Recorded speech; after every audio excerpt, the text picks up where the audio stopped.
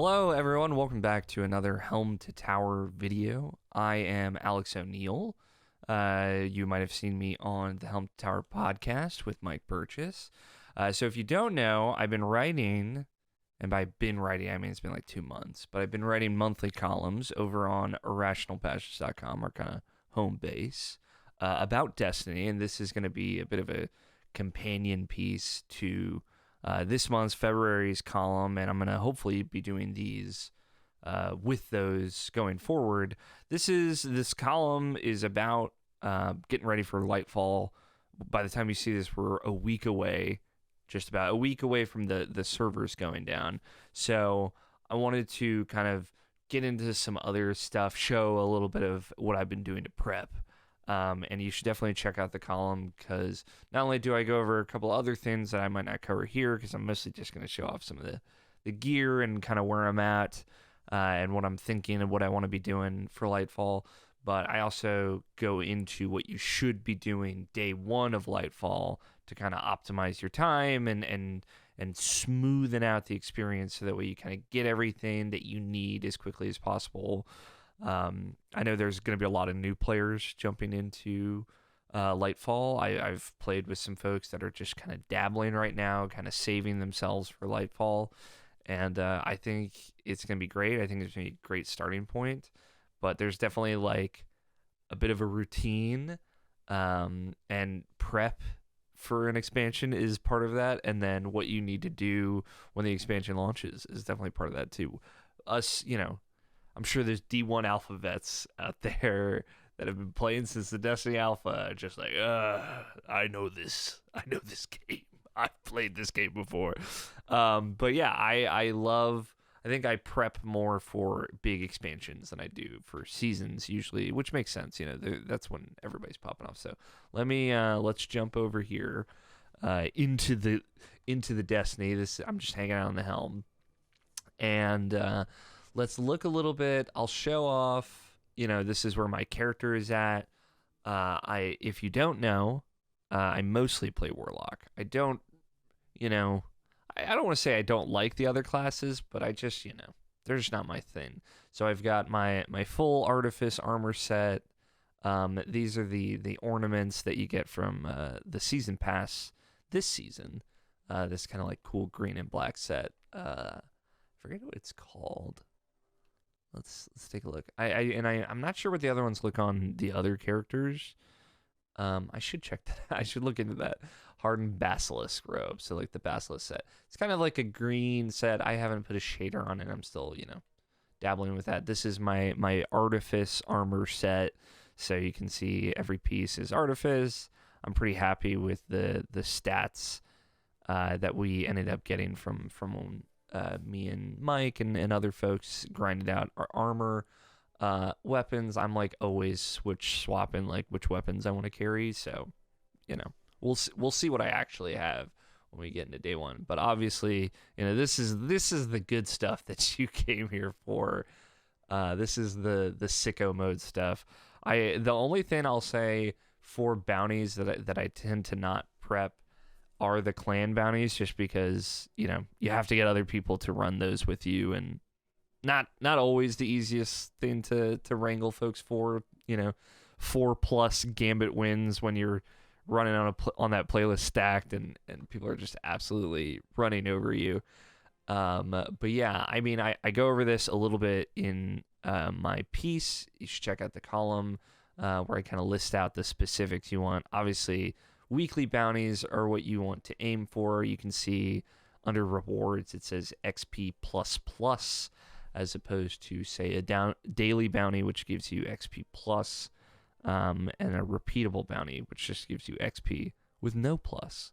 And that's how you know it ain't worth it. And you don't want to have more than 7 for each of the weekly challenge vendors like Zavala or Shax or Drifter or Banshee, because you need 8 bounties completed in a week to complete their weekly challenge, which gives you just an extra powerful drop. And again, a lot of that stuff, hopefully isn't going to matter to most folks that are just playing through the legendary campaign. because in Lightfall Day 1, if you play through the Legendary campaign, you get a full set of armor that is essentially raid ready. So I highly recommend doing that.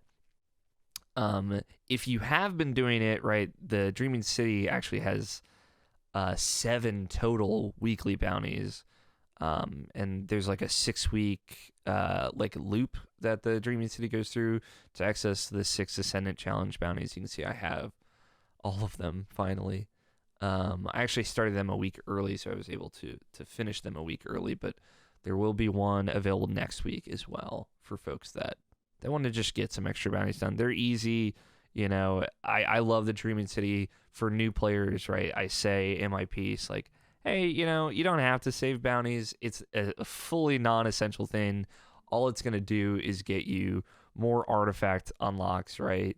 It's going to get you deeper down the rows here and columns. So that can be helpful. It's certainly, you know, we don't know what these 5th column traits are going to be. They're usually the spiciest ones, but you know, we just don't know right now. I'd say like this season in particular has maybe the spiciest we've had in a while, you know, Classy Restoration aside, but Lucent Finisher coming back was great. Weaken Clear is great. Solo Operative is great. So there could be really powerful things in there that that will help you even playing the Legendary campaign and getting to them quickly. You know, I imagine most, you know, long-term players will finish the campaign before they necessarily unlock those ones. But just that's what the XP is for.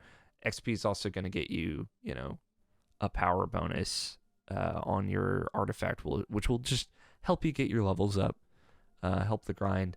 The other thing I didn't go over in the article was cleaning out the vault. You know, you should. I definitely recommend cleaning stuff out. It was very nice going into Witch Queen with a lot more space than I have now.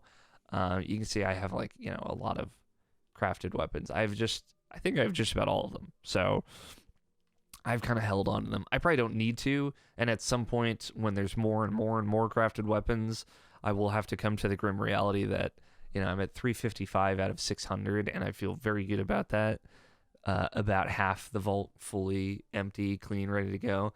And I don't necessarily hold on to everything, right?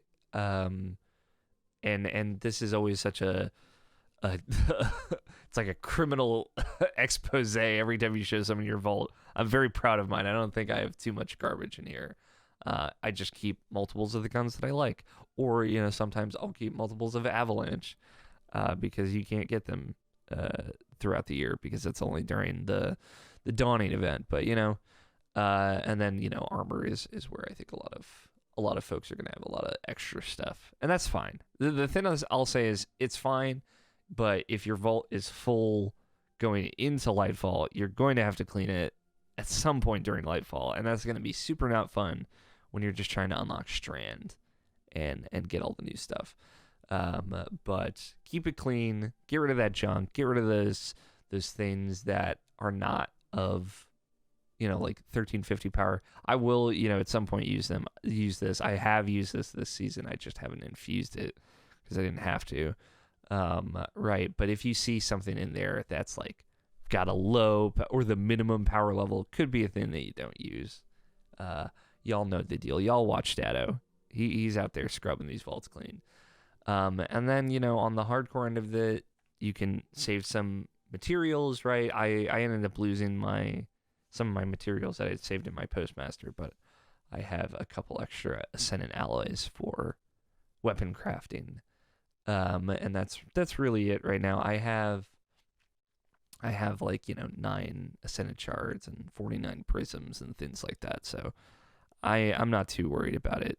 But there is 1 GM left this week in the season that's dropping the grenade launcher in adept form, which it has not dropped yet. So potentially that might be something worth doing. I don't know.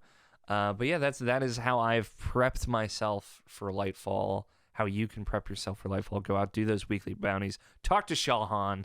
Let him know. I described in the column that to me bounty prepping is like wrapping the presents and putting them under the tree for Christmas. I know that sounds ludicrous, but it's kind of like something that everybody does. It's fun to participate just because you're doing things that will pay off in Lightfall. Even if it's like a minor payoff, you'll get a couple levels, and that's fun. Just watching the numbers go up, dropping all that XP. But just since we did talk about bounties and all that, and I went over this in the piece, what I want everybody to know, if you're bounty prepping for the first time, or if you're doing stuff like this for the first time, if your postmaster gets filled up, it will, it will start delete. Katie will delete stuff. Katie, the postmaster, will delete your expensive stuff in there. So make sure you keep checking it, cleaning it, especially right now where all blues have turned into legendaries, and it's just so much loot is going to the postmaster right now. And then the other thing is, if you are saving bounties, you don't want to just boom, as soon as you're in orbit in Lightfall, cash them all in. That is not what you want to do. You want to hold on to them until you get the seasonal exotic, which you usually get by starting the season quest story, which you'll be able to do most likely after the first campaign mission, which it will throw you into as soon as you start the launch Destiny after Lightfall comes out, after the big downtime. It'll throw you right into that. Ask if you want to do legendary or normal. You should do legendary. Don't have to, and it'll outline the rewards on that page. But yeah, do a little bit of that. Go get the season pass started. Then land somewhere like a destination or in the helm, because you get an XP bonus if you're actually somewhere. Then cash in the bounties. And then there is one other thing that I did forget to mention in the article. There is a ghost mod, right? If you haven't really messed with ghost mods, like, I'm not saying that you have to get into modding here, but this blinding light mod gives you 12% XP more across the board. Just a passive boost. It's really nice. And you see this mod is fragile, expired at the end of season 19.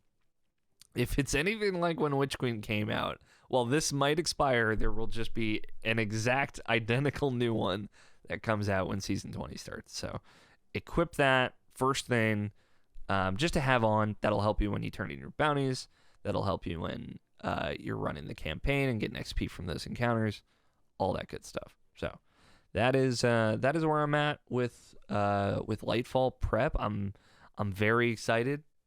Mike and I just recorded, or the episode that we recorded over the weekend should be out today. It's very long, but we're dissecting the Vidoc and getting into everything, and it's just really exciting time.